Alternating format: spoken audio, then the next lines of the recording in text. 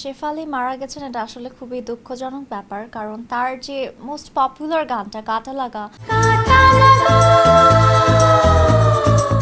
ছোটবেলায় এটা আমার ফেভারিট গান ছিল। আমার মনে আছে আমার মা আমাকে ও যে হেয়ার স্টাইলটা করেছে কাটা লাগা সঙে, ওইভাবে হেয়ার স্টাইল করে দিত। এরকম হেয়ার স্টাইল করে আমি একবার বাইরে গিয়েছি, আমার বাসার ড্রাইভার আমাকে কিডন্যাপ করে নিয়ে গিয়েছে, এরকম ঘটনাও আছে।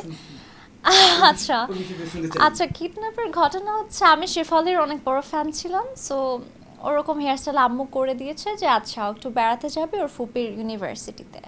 তো গাড়িতে ওঠার পরে আমার ফুপিকে না নিয়ে আমার ড্রাইভার সাই করে আমাকে নিয়ে চলে গিয়েছে আরেক জায়গায়।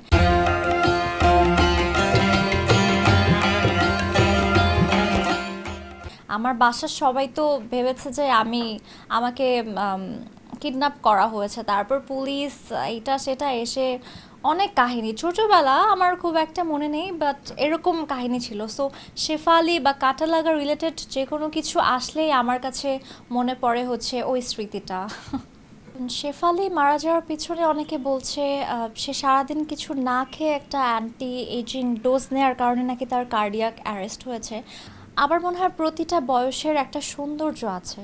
আমি 16 বছরে যে সৌন্দর্যটা থাকে আমাদের, সেটা কিন্তু 30-40 বছরে গিয়ে থাকবে না। আবার 30-40 বছর বয়সের সৌন্দর্যটা কিন্তু ডিফারেন্ট।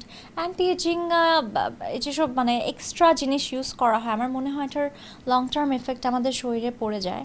আর অ্যান্টি এজিং বা মানে বয়সটা যাতে সুন্দরভাবে হয়, এজিংটা যাতে সুন্দর প্রসেসে হয়, বা বয়স হলে আমরা যাতে স্বাস্থ্যকর একটা জীবনযাপন মেনটেন করতে পারি, সেই জন্য আমাদের খাওয়া বা ওয়ার্কআউট এগুলো মেনটেন করা উচিত, বা ঘুম।